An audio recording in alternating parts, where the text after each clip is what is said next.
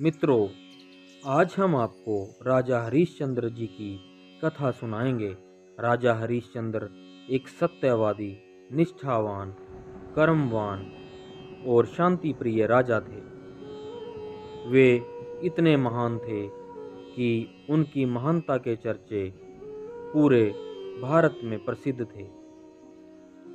एक बार राजा हरिश्चंद्र अपनी सेना के साथ जंगल में भ्रमण कर रहे थे। जंगल में भ्रमण करते समय उनकी सेना ढोल नगाड़े बजाते हुए निकल रही थी ताकि कोई जंगली जानवर उन लोगों के पास ना आए।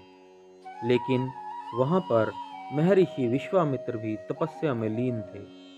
ढोल नगाड़ों की आवाज से उनकी तपस्या भंग हो गई और उन्होंने क्रोध में आकर राजा हरिश्चंद्र को कहा कि तुम्हारी वजह से मेरी सालों की तपस्या भंग हो गई है।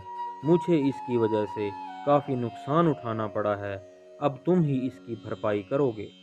राजा हरिश्चंद्र ने हाथ जोड़कर विश्वामित्र जी से कहा कि हे प्रभु, आप मुझे बताएं कि किस तरह से मैं आपकी तपस्या भंग करने का हर्जाना भर सकता हूँ।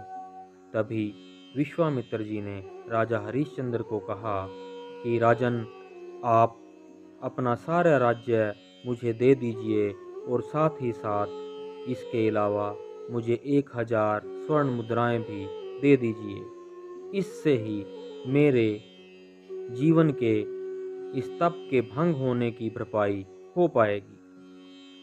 हरिश्चंद्र जी ने बिना किसी संकोच के अपना सारा राज्य ऋषि विश्वामित्र जी को दान दे दिया और उन्होंने एक सीमित समय अवधि भी उनसे मांगी, जिसके अंदर अंदर उन्होंने महर्षि विश्वामित्र को 1000 सोने की मुद्राएं दान देनी थी। इसके लिए उन्होंने खुद को, अपनी पत्नी और बेटे को व्यापारी को बेच दिया।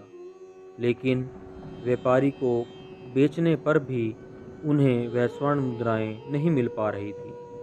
तो राजा हरिश्चंद्र ने सोचा कि अब मुझे अपने आप को एक शमशान के मालिक, जिसे डोम भी कहा जाता है, को बेचना पड़ेगा।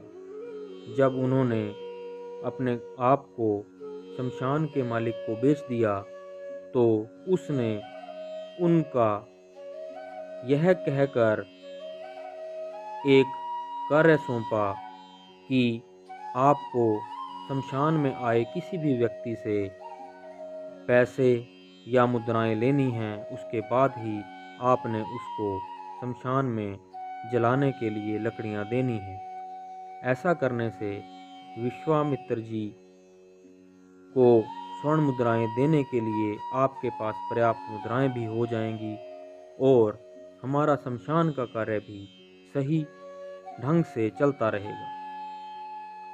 उस कार्य को करते करते हरिश्चंद्र जी ने समय रहते हुए वह स्वर्ण मुद्राएं इकट्ठा कर ली और महर्षि विश्वामित्र को दे दी। लेकिन एक समय ऐसा आया जब उनके पुत्र की ही मृत्यु हो गई और उनके पुत्र रोहिताश को लेकर उनकी पत्नी शमशान में पहुंच गई। जब उनकी पत्नी शमशान में पहुंची तो राजा हरिश्चंद्र ने देखा कि एक औरत एक बच्चे को लेकर शमशान में आई है। उन्होंने जब पास जाकर देखा तो उन्होंने पाया कि वह तो उनकी धर्मपत्नी ही है। उनकी धर्मपत्नी राजा हरिश्चंद्र की हालत देखकर विलाप करने लगी। वह उनकी हालत देखकर काफी दुखी हुई, लेकिन वह राजा हरिश्चंद्र को कहने लगी कि मुझे लकड़ियां दो, मैंने अपने पुत्र का अंतिम संस्कार करना है। लेकिन हरिश्चंद्र जी ने कहा कि पहले आपको मुझे कुछ पैसे या मुद्राएं देनी पड़ेंगी, जिसके बाद ही मैं आपके बेटे का अंतिम संस्कार कर पाऊंगा। तब महारानी ने कहा कि यह आप क्या कह रहे हैं, यह तो आपका भी पुत्र है। लेकिन राजा हरिश्चंद्र ने कहा कि मैं अपने मालिक के पास काम कर रहा हूँ, मैंने खुद को इनके पास बेचा हुआ है और मैं बिना पैसे लिए किसी का भी अंतिम संस्कार नहीं कर सकता। तब उनकी पत्नी ने कहा कि मेरे पास तो सिर्फ यह साड़ी बची है जिसे मैंने पहना हुआ है, मैं यही साड़ी फाड़ कर आपको दे देती हूँ, उसके बाद आप मेरे पुत्र का अंतिम संस्कार कर दीजिए। लेकिन तभी वहाँ पर विश्वामित्र जी प्रकट हो गए और उन्होंने कहा कि नहीं, आप ऐसा कुछ मत करिए। और यह देखकर वह प्रसन्न हुए कि राजा अपने कर्म से पीछे नहीं हटे और अपने सत्य की राह पर चलते रहे।